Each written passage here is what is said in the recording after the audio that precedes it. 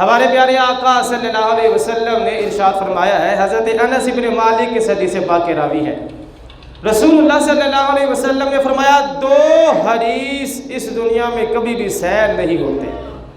2 حریث اس دنیا میں کبھی بھی سیر نہیں ہوں گے۔ پیارے آقا صلی اللہ علیہ وسلم نے ارشاد فرمایا، پہلا جس کے دل میں علم دین حاصل کرنے کی آرزو اور تمنا ہے، وہ چاہے گا اور علم آئے، حل من مزید، اور اضافہ ہو میرے علم میں، اور اضافہ ہو، اور اضافہ ہو، وہ مطالعہ کرے گا، وہ کتابیں پڑھے گا۔ رسول اللہ صلی اللہ علیہ وسلم نے ارشاد فرمایا، پہلا حریث وہ بندہ ہے جس کے دل میں علم دین کی اہمیت آ جائے، جس کو علم دین حاصل کرنے کا شوق ہو، یہ کبھی بھی سیر نہیں ہوگا۔ یہی وجہ ہے کہ جتنے بھی بزرگ علماء ہیں، اگرچہ داڑھیاں ان کی سفید ہو گئی ہے، ابھی تک وہ کتابوں میں لگے رہتے ہیں، پڑھتے پڑھاتے رہتے ہیں کہ یہ اس کی ہرس ہی ایسی ہے۔ سرکار نے فرمایا کہ بندہ کبھی راجدہ ہی نہیں، ساری زندگی بھی بندہ حدیثیں پڑھاتا رہے، پھر بھی بندہ سیر نہیں ہوتا۔ دوسرا حریث فرمایا دنیا کا کتا، جس کے دل میں دنیا کی محبت آ گئی، وہ سارا دن، ساری رات، ساری زندگی دنیا کے پیچھے ہی لگا دیتا ہے۔ رسول اللہ صلی اللہ علیہ وسلم نے ارشاد فرمایا، یہ دنیا کا حریث ایسا ہے، یہ جتنی بھی دنیا کما لے گا پھر بھی اس نے سیر نہیں ہونا۔ حضرت عبداللہ ابن مسعود اس حدیث پاک کے تحت فرماتے ہیں کہ ان دونوں حریثوں میں سے جو پہلا حریث ہے، پہلا جو علم دین کا لالچی ہے، اس کی یہ لالچ اس کو جنت میں پہنچا دے گی، اور جو دوسرا نمبر پہ ہے وہ جو اس کا کام ہے نا، وہ اس کو متکبر اور سرکش بنا دے گا۔ وجہ کیا تھی؟ اس کے نزدیک دنیا کی اہمیت تھی، وہ دنیا کے پیچھے لگا رہا۔ جس کے نزدیک علم دین کی اہمیت تھی، وہ علم دین کے پیچھے لگا رہا۔ تو میرے بھائیو، جس چیز کی بندے کو زیادہ فکر ہوتی ہے، اس کے لیے بندہ محنت بھی زیادہ کرتا ہے۔ رسول اللہ صلی اللہ علیہ وسلم کے ایک صحابی، آج ہمیں تو فکر نہیں نا ہے، ایک صحابی مدینہ منورہ سے چلتے ہیں اور ملک شام جا پہنچتے ہیں، حضرت ابو دردہ کے پاس۔ کتنا سفر ہے، اس وقت تو یہ جو اب سہولتیں ہیں، یہ سہولتیں بھی نہیں تھی۔ رسول اللہ صلی اللہ علیہ وسلم کے پیارے صحابی حضرت ابو دردہ کے پاس ایک شخص مدینہ منورہ سے چلتا ہے، ملک شام میں دمشق کی جامع مسجد میں آتا ہے، اور آ کر ایک ہی بات کہتا ہے، میں جو اتنا لمبا سفر کر کے آیا ہوں نا، صرف اس لیے آیا ہوں، مجھے پتہ چلا ہے آپ سرکار کی ایک حدیث بیان فرماتے ہیں، میں وہ حدیث سننے کے لیے آیا ہوں۔ فکر کی میرے بھائیوں، میں آپ کو بتا رہا ہوں، جس بندے کو جس چیز کی فکر ہوتی ہے نا، بس وہ پھر اسی میں مست رہتا ہے۔ کہاں سے چلے؟ مدینہ منورہ سے چلے اور ملک شام میں پہنچے، دمشق میں پہنچے، صرف ایک حدیث پاک سننے کے لیے، ایک حدیث پاک سننے کے لیے۔ میٹھے میٹھے سورے تیرے بول کملی والیا، کاج لیندے آسی آندے بول کملی والیا، ٹھنڈیا ہواواں نے مدینے وچوں چلیا، زلفاں نو دتا جدوں کھول کملی والیا، عرش سجایا تے سنیوا رب کلیا، راتوں رات آجا میرے کول کملی والیا۔ تو رسول اللہ صلی اللہ علیہ وسلم کا فرمان میٹھا ہوتا ہے، خوبصورت ہوتا ہے، پیارا ہوتا ہے۔ صحابہ کو اس کی اہمیت تھی، صحابہ کو اس کی اہمیت تھی۔ مدینہ سے چلتے تھے، ملک شام میں جاتے تھے، وہاں سے جا کے بھی حدیث پاک سن کے آتے تھے، صرف علم دین کے ساتھ اتنی محبت تھی۔ تو میرے بھائیوں، شب برات آنے والی ہے، تو جس کو جتنی فکر ہوگی، میں کہتا ہوں کہ بندے کو فکر ہی یہی ہونی چاہیے کہ کاش میرا رب مجھ سے راضی ہو جائے، کاش میرا رب مجھ سے راضی ہو جائے، رسول اللہ صلی اللہ علیہ وسلم کی نگاہ کرم ہو جائے، بخشش کا پروانہ مل جائے، نجات کا پروانہ مل جائے، رسول اللہ صلی اللہ علیہ وسلم کی غلامی مل جائے۔ ہر انسان کو، ہر مسلمان کو میرے بھائیو یہ فکر ہونی چاہیے۔ شب برات تو ہم مناتے ہیں، ساتھ فکر برات بھی تو منانی چاہیے نا۔ ہمارے اندر کیا یہ فکر ہے؟ ہم دن میں کتنی مرتبہ دعا کرتے ہیں، یا اللہ ہماری بخشش فرما؟ ہم دن میں کتنی مرتبہ رو رو کر دعائیں کرتے ہیں، یا اللہ ہم سے راضی ہو جا؟ ہم دن میں کتنی مرتبہ رو رو کر دعائیں کرتے ہیں، سرکار ہم پر نظر کرم فرما دے؟ ہم دن میں کتنی مرتبہ راتوں کو اٹھ کر ہم یہ دعا کرتے ہیں یا سرکار کا عشق مل جائے. تو فکر میرے بھائیوں انسان کو بالخصوص مسلمان کو اس بات کی ہونی چاہیے کہ سارے ناراض ہوتے ہیں ہو جائے لیکن رب راضی رہنا چاہیے. رب راضی ہو, رسول اللہ صلی اللہ علیہ وسلم راضی ہو, بخشش کا پروانہ مل جائے, نجات کا پروانہ مل جائے, اور کیا چاہیے میرے بھائیوں. آگے جو ہمارے پاس شب برات آ رہی ہے, یہ رات بڑی ہی برکتوں والی رات ہے, رحمتوں والی رات ہے. یہ رات اگر کوئی بندہ خلوص دل سے چاہے نا, بخشش اور نجات کا پروانہ اس کو مل جائے. اگر کوئی بندہ خلوص دل سے چاہے تو علماء کہتے ہیں کہ یہ رات ایسی رات ہے کہ اللہ پاک اس کو محروم نہیں رکھے گا. یہ رات ایسی رات ہے, اتنی برکتوں والی رات ہے. شب برات, پہلے یہ لفظ سن لیں, شب برات دو لفظوں کا یہ جملہ ہے, دو لفظوں کا یہ مرکب ہے. پہلا لفظ ہے شب, دوسرا لفظ ہے برات. شب کہتے ہیں رات کو, اور برات اگر عربی زبان کا لفظ ہو پھر اس کی اصل ہوگی براءتن, اس کا مطلب ہے بری ہونا. پھر شب برات کا مطلب یہ ہوگا کہ اللہ پاک اس رات کو مسلمانوں کو دوزخ سے بری فرما دیتا ہے. اگر برات کا لفظ فارسی زبان کا ہو تو فارسی زبان میں برات کا مطلب ہوتا ہے قسمت اور نصیب, قسمت و نصیب. اس کو اگر دیکھا جائے پھر شب برات کا مطلب یہ ہوگا کہ قسمت کے فیصلے والی رات, نصیب کا فیصلہ کیا جاتا ہے, قسمت کا فیصلہ کیا جاتا ہے, انسان کی روزی کا فیصلہ کیا جاتا ہے شب برات کو. یہ پھر وہ شب برات ہوگی. تو میرے بھائیوں یہ اتنی برکتوں والی رات ہے. لاکھوں لاکھ گناہگار جو مسلمان ہے اللہ پاک اس رات کی برکت سے ان کی بخشش فرما دیتا ہے. حدیث پاک میں آتا ہے, ہمارے پیارے آقا صلی اللہ علیہ وسلم نے ارشاد فرمایا, جب 15 شعبان کی رات آتی ہے تو اللہ پاک اپنی خاص تجلی آسمان دنیا پر فرماتا ہے. پھر کیا ہوتا ہے, قبیلہ بنو کلب کی بکریوں کے بالوں سے بھی زیادہ اللہ پاک مسلمانوں کی بخشش فرما دیتا ہے. اتنی عظمتوں والی رات. قبیلہ بنو کلب کی بکریاں سب سے زیادہ بکریاں ہوتی تھی, پھر ان کے جو بال ہوتے تھے وہ بھی سب سے زیادہ ہوتے تھے. رسول اللہ صلی اللہ علیہ وسلم نے یہ نہیں فرمایا کہ ان کی بکریوں کے بالوں کے برابر, بلکہ یہ فرمایا کہ بکریوں کے بالوں سے بھی زیادہ مسلمانوں کی اللہ بخشش فرما دیتا ہے. ایسی برکتوں والی رات ہے.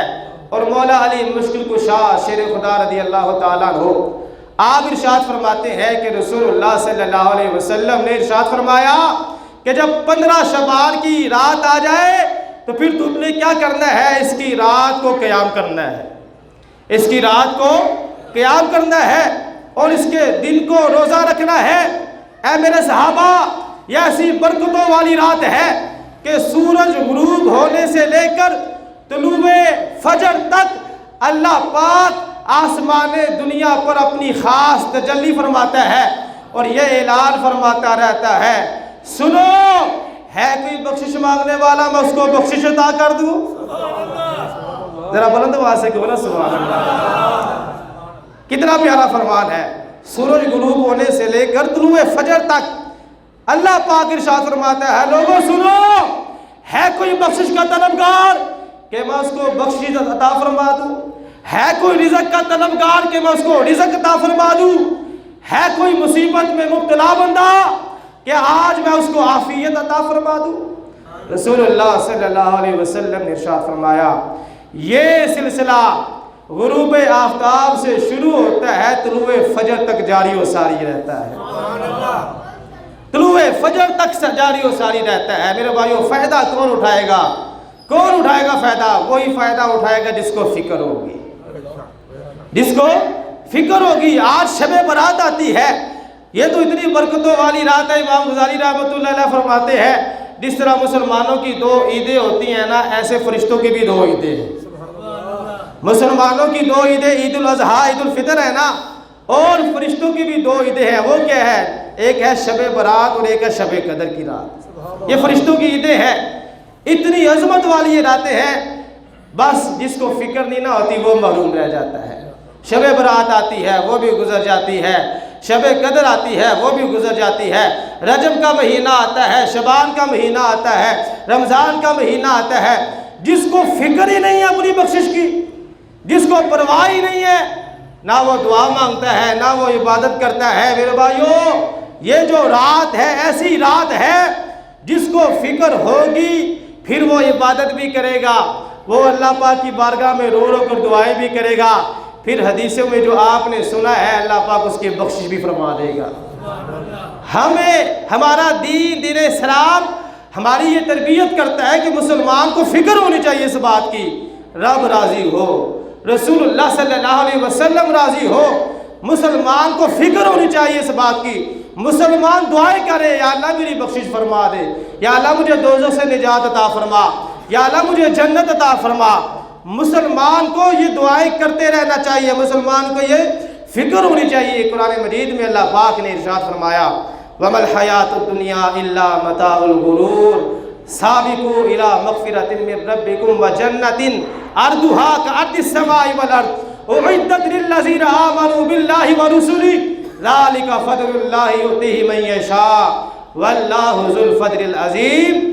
آج جس دنیا کے پیچھے لگ گئے ہم نے اپنی آخرت کو بھلا دیا ہے، ہم بخشش کی دعا نہیں کرتے، ہم جنت کی دعا نہیں کرتے، ہم مدینے کی دعا نہیں کرتے، ہم اپنی دعاؤں میں رسول اللہ صلی اللہ علیہ وسلم کا عشق نہیں مانگتے۔ جس دنیا کے پیچھے لگ کر ہم یہ سب کچھ کر رہے ہیں اس دنیا کے بارے میں اللہ پاک نے قرآن مجید میں فرمایا ہے وَمَا الْحَيَاةُ الدُّنْيَا إِلَّا مَتَاعُ الْغُرُورِ۔ لوگوں، یہ دنیا کی زندگی صرف اور صرف دھوکہ ہے، دنیا کی زندگی صرف اور صرف دھوکہ ہے۔ اللہ فرماتا ہے سابقوا الی مغفرۃ من ربکم وجنہ، اپنے رب کی بخشش کی طرف اور اس جنت کی طرف ایک دوسرے سے آگے بڑھ جاؤ جس جنت کی چورائی زمین و آسمان جتنی ہے۔ اللہ فرماتا ہے بخشش کی طرف آؤ نا، اس جنت کی طرف آؤ جس جنت کی چورائی زمین و آسمان جتنی ہے۔ اللہ پاک ارشاد فرماتا ہے کہ وہ جو جنت ہے میں نے ان لوگوں کے لیے بنائی ہے جو سارے رسولوں پر بھی ایمان رکھتے ہیں اور اللہ پر بھی ایمان رکھتے ہیں۔ ذالک فضل اللہ یؤتیہ من یشاء، فرمایا یہ جو جنت ہے نا یہ اللہ کا فضل ہے، اللہ جس کو چاہتا ہے جنت عطا فرما دیتا ہے۔ تو میرے بھائیو، ہمیں فکر ہونی چاہیے ہمارے بزرگان دین کا انداز کیسا تھا، صحابہ کا انداز کیسا تھا، ان کو فکر ہوتی تھی۔ آج میں ہمارے معاشرے کے اندر جو سب سے بڑی برائی پائی جاتی ہے وہ یہی ہے، نماز کی فکر نہیں ہے۔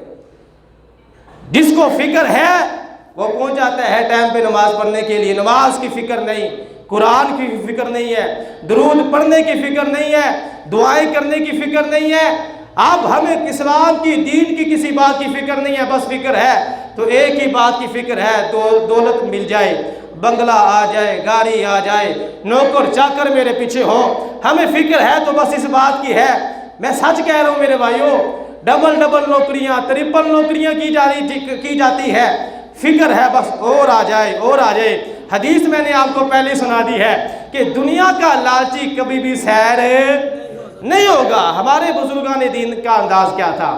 شیخ سعدی رحمۃ اللہ علیہ فرماتے ہیں 11ویں والے پیر غوث پاک کو کسی نے دیکھا، لوگوں نے دیکھا کہ وہ حرم مکہ میں کنکریوں پر اپنا چہرہ مل رہے ہیں اور رو رو کر اللہ کی بارگاہ میں دعا کر رہے ہیں یا اللہ میری بخشش فرما۔ پیروں کے پیر ہے، اتنے بڑے پیر ہے جس کی منبر بنی گردن اولیاء۔ امام عشق محبت کہتے ہیں اتنا بڑا پیر ہے، شہنشاہ بغداد ہے جس کی منبر بنی گردن اولیاء، اس قدم کی کرامت پہ لاکھوں سلام۔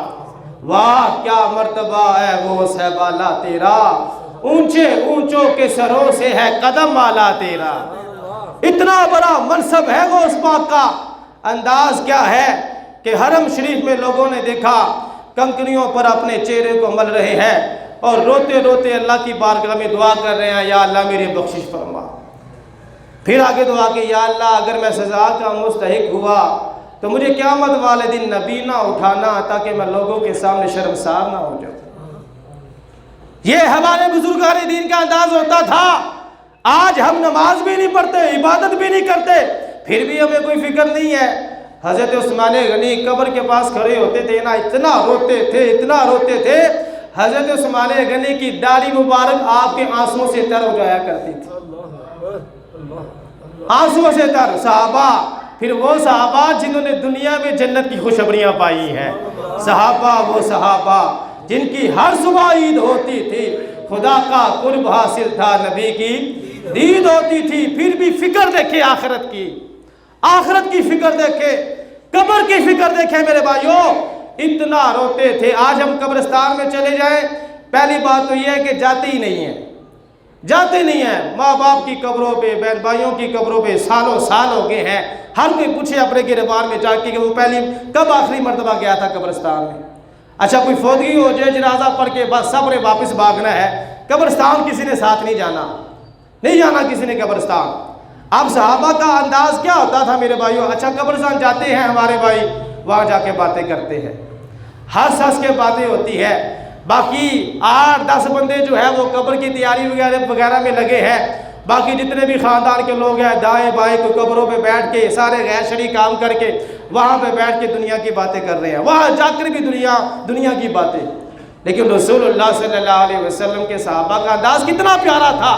حضرت عثمان غنی روتے اتنا تھے قبر کے پاس کھڑے ہو کر کہ آپ کی داڑھی مبارکہ آنسوؤں سے تر ہو جایا کرتی تھی۔ کسی نے پوچھا آپ اتنا روتے ہیں خوف خدا میں، قبر میں کھڑے ہو کتنا روتے ہیں، اس کی وجہ کیا ہے؟ آپ نے فرمایا میں نے پیارے آقا صلی اللہ علیہ وسلم کو یہ فرماتے ہوئے سنا ہے، یہ جو قبر ہے یہ آخرت کی منزلوں میں سے پہلی منزل ہے، جو یہاں سے پار ہو گیا اگلی منزلیں بھی اس کے لیے آسان ہو جائیں گی، اور جو یہاں پر پھنس گیا وہ آگے جا کے بھی پھنس جائے گا۔ یہ ہے میرے بھائیوں، فکر ہونی چاہیے بندے کو۔ شب برات منانی ہے، شب برات آ رہی ہے، جس کے ذہن میں یہ فکر ہو گئی میں نے اللہ سے معافی مانگنی ہے، میں نے توبہ کرنی ہے، میں نے استغفار کرنی ہے، جس کو یہ فکر لگ گئی اس کو کہنے کی ضرورت نہیں، وہ ساری رات جاگتا ہی رہے گا، وہ عبادت ہی کرتا رہے گا، وہ نفل ہی پڑھتا رہے گا، وہ نماز ہی پڑھتا رہے گا۔ کیوں؟ اس کو اب فکر لگ گئی ہے۔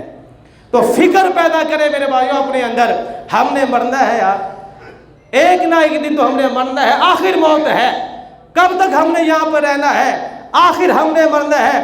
داڑیاں سفید ہو گئی ہے، آنکھوں کی روشنی کمزور ہو گئی ہے، کانوں کے جو سننے کی طاقت کمزور ہو گئی ہے، یہ سارے موت کے قاصد ہیں، یہ سارے موت کے قاصد ہیں۔ موت نے پیغام بھیج دیا ہے کہ میں آنے والی ہوں، تیاری کر لو، تیاری کر لو، یہ موت کے قاصد ہے۔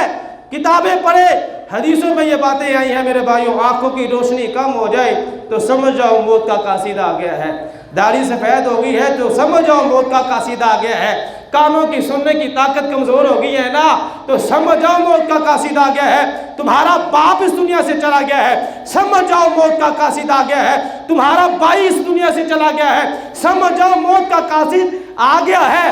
موت کا جو فرشتہ ہے وہ پہلے قاصد بھیجتا ہے، اوے دنیا میں رہنے والے دیکھ تو صحیح، یہ تیرا باپ بھی تیرے ساتھ رہتا تھا، تیرا بھائی بھی تیرے ساتھ رہتا تھا، جب یہ اس دنیا میں نہیں ہے تو تم نے بھی قبرستان میں جانا ہی جانا ہے، تم نے بھی اس دنیا سے جانا ہی جانا ہے۔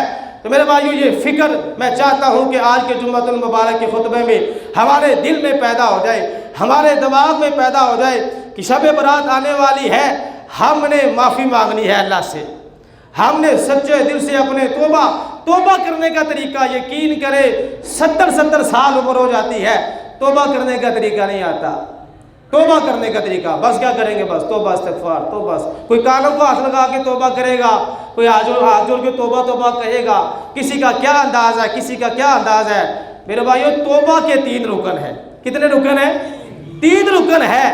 جو جرم کیا ہے اس کا اعتراف، پھر اس میں شرمندگی، پھر اس کے بعد اللہ پاک کی بارگاہ میں پکا وعدہ، یا اللہ ساری زندگی یہ جرم نہیں کروں گا، ساری زندگی یہ جرم نہیں کروں گا۔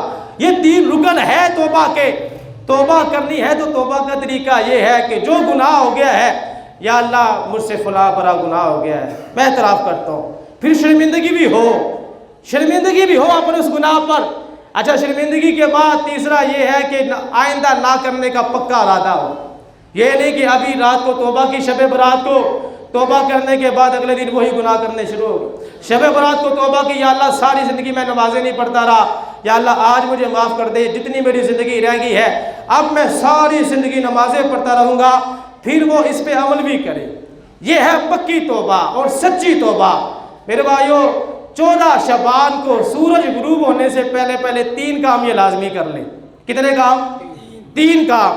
14 شعبان کا سورج غروب ہونے سے پہلے پہلے یہ 3 کام کر لیں۔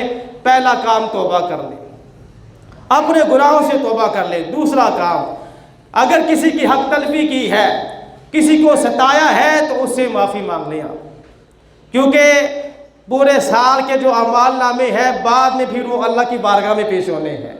اگر آپ اس سے پہلے پہلے معافی مانگ لیں گے تو بزرگان دین کہتے ہیں کہ پھر زیادہ فائدہ ہے۔ پہلا کام کیا کرنا ہے؟ توبہ کرنی ہے۔ دوسرا کام معافی مانگنی ہے لوگوں سے جن کو تنگ کیا ہے، اور تیسرا کام یہ کرنا ہے دل میں جس کے خلاف بھی بغض اور کینہ ہے نا اس کو نکال دینا ہے، اپنے دلوں کو صاف کرنا ہے۔ شب برات کی رات ایسی رات ہے میرے بھائیو، جس کے دل میں بغض اور کینہ مسلمانوں کو ہوگا وہ بھی اس رات سے محروم رہ جائے گا، اس کی بخشش بھی نہیں ہونی۔ حدیثوں میں آیا ہے، کافی لوگ ہیں، وقت میرا ختم ہونے والا ہے، ماں باپ کا جو نافرمان ہوتا ہے شب برات میں اس کی بھی بخشش نہیں ہونی۔ اور چغل خور آج کل ہمارے خاندانوں میں 2 بندے بیٹھتے ہیں یا 2 عورتیں بیٹھتی ہیں، چگلیاں کرتی ہیں، فلاں نے یہ کہا، فلاں نے یہ کہا، فلاں نے یہ کہا، فلاں نے یہ کہا۔ شب برات کی رات چغل خور کی بھی بخشش نہیں ہوگی۔ شب برات کی رات سود خور کی بخشش نہیں ہوگی۔ سود کھانے والے، سود لینے والے، سود دینے والے، سود پر گواہ بننے والے سارے آ جائیں گے میرے بھائیوں۔ سود خور کی بھی بخشش نہیں ہے۔ اور رشتہ داریاں توڑنے والا، جو رشتہ داری توڑواتا ہے، توڑنے والا ہے، شب برات اس کی بھی بخشش نہیں ہے۔ جو نجومی ہاتھ دیکھ کر، ہاتھ کی لکیریں دیکھ کر آپ کو بتاتا ہے جی آپ کے ساتھ یہ ہونے والا ہے، وہ ہونے والا ہے، حدیث پاک میں آیا ہے ایسے بندے کی بھی شب برات کو بخشش نہیں ہونی۔ اور جو ظالمانہ طور پر ٹیکس لیتے ہیں مسلمانوں سے، ایسے لوگوں کو بھی بخشش نہیں ہونی میرے بھائیو۔ جو تکبر کرنے والے ہیں ان کے بارے میں بھی حدیث پاک میں آیا ہے کہ تکبر کرنے والے کی بھی شب برات کو بخشش نہیں ہوگی۔ یہ جتنی بھی میں نے آپ کو بتائے ہیں، مزید اس کے علاوہ اور بھی کچھ ہے۔ ہوگی کس کی ہوگی؟ جو شب برات آنے سے پہلے پہلے، اگر کوئی ماں باپ کا نافرمان تھا، 14 شعبان کا سورج غروب ہونے سے پہلے پہلے سچے دل سے معافی مانگے، ماں باپ سے معافی مانگے، پھر اللہ کی بارگاہ بھی معافی مانگے، سچے دل سے توبہ کرے، پھر دیکھنا اللہ پاک اپنی رحمت سے اس بندے کی بھی بخشش فرما دے گا۔ تو شب برات کی رات میرے بھائیو یہ کام جو اب کرنے والے کام ہے وہ میں نے آپ کو بتانے ہیں۔ شب برات کو کرنا کیا ہے؟ سب سے پہلا کام جس میں سستی ہوتی ہے ہمارے مسلمان بھائیوں کی وہ یہ ہے کہ فجر کی نماز جماعت سے نہیں پڑھتے۔ تو شب برات ساری رات جاگتے ہیں، 12-1 بجے تک صلاۃ التسبیح پڑھ کے گھر جاتے ہیں، لو جی میں بڑی عبادت کر کے آیا ہوا، بڑی عبادت کر کے میں آیا ہوں، لیکن صبح جو فرض ہے فجر کی نماز وہ اس ٹائم وہ سویا رہا۔ تو پہلا کام شب برات کی رات جو کرنا ہے، نماز عشاء اور نماز فجر بالخصوص اس دن میرے بھائیوں جماعت کے ساتھ پڑھنی ہے، جماعت کے ساتھ۔ حدیث پاک میں آتا ہے، پیارے آقا صلی اللہ علیہ وسلم نے ارشاد فرمایا ہے، جو بندہ عشاء کی نماز جماعت کے ساتھ پڑھے، پھر فجر کی نماز جماعت کے ساتھ پڑھے، اللہ پاک اس مسلمان کو ساری رات عبادت کرنے کا ثواب عطا فرمائے گا۔ کتنا دین آسان ہے، اور کتنے لوگ کہتے ہیں دین تو چلنا بڑا مشکل ہے، دین تو چلنا بڑا مشکل ہے۔ کیا مشکل ہے؟ ابھی نماز پڑھو، نماز پڑھ کے گھر جا کے سو جاؤ، صبح آؤ جماعت کے ساتھ نماز پڑھو۔ دین تو اتنا آسان ہے، تم ساری رات سوئے رہے، آرام کرتے رہے۔ رسول اللہ صلی اللہ علیہ وسلم کے صدقے میں اللہ پاک نے امت محمدیہ پر اتنی مہربانیاں فرمائی ہے، اللہ پاک نے کتنی سونی بشارت سرکار کے صدقے میں ہمیں یہ ملی ہے کہ ساری رات آپ سوئے رہے، صبح اٹھ کے نماز پڑھنے آگے، ساری رات عبادت کرنے کا اللہ ثواب عطا فرمائے گا، ساری رات۔ تو میرے بھائیو یہ کام لازمی کرے، نماز عشاء اور نماز فجر بالخصوص شب برات کو آپ نے جماعت کے ساتھ پڑھنی ہے۔ اس کے بعد جن دوستوں کے ذمہ قضا نمازیں ہیں وہ قضا نمازیں لازمی ادا کریں۔ قضا نمازیں ادا کرنے کے بعد ایسے کام کریں شب برات کو جن کاموں سے اللہ کی رحمت ملتی ہے، جن کاموں سے اللہ کی رحمت ملتی ہے وہ کون سے کام ہے؟ تلاوت قرآن کرنا، تلاوت قرآن کرنا، رسول اللہ صلی اللہ علیہ وسلم کی بارگاہ میں درود و سلام کی نذرانے پیش کرنا، ذکر و اذکار کرنا، دعا کرنا۔ یہ جو ہے جب آپ یہ کام کریں گے ان کاموں کی برکت سے آپ کو اللہ کی رحمت نصیب ہو جائے گی۔ اور میرے بھائیوں بالخصوص آخر میں یہ کہنا چاہوں گا کہ معافی مانگ لیں، جس کو بھی تنگ کیا ہے، جس کی بھی دل آزاری کی ہے۔ ہمارے ہاں ہوتا کیا ہے، میسج کیا جاتا ہے، میسج 400-500 بندوں کو اکٹھے گروپ میں میسج کر دیا جاتا ہے، جی مجھے معاف کر دے اگر میری طرف سے کوئی غلطی ہوئی ہے۔ تو ٹھیک ہے، میسج کرنا بھی اچھا کام ہے، لیکن جو درست طریقہ ہے میرے بھائیوں وہ یہ ہے کہ آپ ان بندوں کی لسٹ بنائیں جن بندوں کو آپ نے تنگ کیا ہے۔ پتہ ہوتا ہے ہر بندے کو، یار میں نے فلاں بندے کی دل آزاری کی ہے، فلاں بندے کی دل آزاری کی ہے۔ آپ ایسے بندوں کی لسٹ بنائیں، لسٹ بنانے کے بعد ایک ایک کے پاس جائیں، اس کی منت سماجت کریں اور اس سے معافی مانگ لے جا کر، اور اس کو بھی چاہیے کہ وہ معاف کر دے۔ یہاں دیکھا جاتا ہے کہ معافی مانگنے والا کہتا ہے جی مجھے معاف کر دے، وہ کہتا ہے نہیں جا میں نے تجھے معاف نہیں کرنا۔ ایسا نہیں کرنا چاہیے، اس کو چاہیے وہ معاف کر کے بھی ثواب حاصل کرے، معاف کرنے والے کو بھی ثواب ملتا ہے۔ تو جس کو ستایا ہے پہلے تو اس کے پاس جائے نا، ہاتھ جوڑ کر اپنا وہ جرم بتائے، میں نے آپ کو فلاں موقع پر دل آزاری کی تھی، آپ کی مہربانی مجھے معاف کر دی۔ اگر معافی مانگ لیں گے پھر تو اس رات کی برکتیں ملیں گی، اگر نہیں مانگے گے پھر اس رات کی برکتیں نہیں ملنی۔ امام حسن اور امام حسین کی آپ کو بات سناتا ہوں، کیونکہ یہ مہینہ شعبان کا مہینہ ہے اور یہ اس مہینے میں امام حسین کی ولادت بھی ہوئی ہے۔ ذرا بلند آواز سے کہنا سبحان اللہ۔ تو معافی مانگنے سے مجھے یہ بات یاد آئی ہے، امام حسن اور امام حسین کی کسی موقع پر دونوں بھائیوں میں کوئی تھوڑی سی بات سے ناراضگی ہو گئی۔ حضرت ابو ہریرہ رضی اللہ تعالیٰ عنہ حدیث پاک کے راوی حضرت ابو ہریرہ کہتے ہیں جب مجھے پتہ چلا نا تو میں امام حسین کے پاس چلا گیا اور میں نے جا کر عرض کی حضور ماشاءاللہ آپ ہمارے سروں کے تاج ہیں اور آپ دونوں بھائی سید ہیں پھر آل رسول ہے، یہ ناراضگی جو ہے یہ اچھی بات نہیں ہے، آپ اس طرح کریں اپنے بڑے بھائی امام حسن سے صلح کر لیا، یہ ناراضگی اچھی بات نہیں ہے۔ امام حسین رضی اللہ تعالیٰ عنہ نے ارشاد فرمایا، بہت ہی پیاری بات فرمایا، اے ابو ہریرہ کیا تمہیں وہ حدیث یاد نہیں ہے جس حدیث میں رسول اللہ صلی اللہ علیہ وسلم نے یہ فرمایا ہے کہ صلح میں پہل کرنے والا جنت میں بھی پہلے جائے گا؟ ذرا بلند آواز سے کہنا سبحان اللہ۔ صلح میں پہل کرنے والا جنت میں بھی پہلے جائے گا۔ امام حسین نے فرمایا میں نہیں چاہتا میں اپنے بڑے بھائی سے پہلے جنت میں چلا جاؤں، میں چاہتا ہوں مجھ سے پہلے میرا بڑا بھائی جنت میں جائے۔ حضرت ابو ہریرہ کہتے ہیں میں امام حسن کی بارگاہ میں حاضر ہوا اور ساری بات جب میں نے سنائی نا تو امام حسن نے فرمایا صدق اخی، اے ابو ہریرہ میرے بھائی نے سچ فرمایا ہے۔ تو جن کی ناراضگیاں ہیں وہ اس حدیث کو اپنے سامنے رکھے، صلح میں پہل کرنے والا جنت میں بھی پہلے جائے گا، صلح میں پہل کرنے والا جنت میں بھی پہلے جائے گا۔ کیا بات رضا اس چمنستان کرم کی ہے۔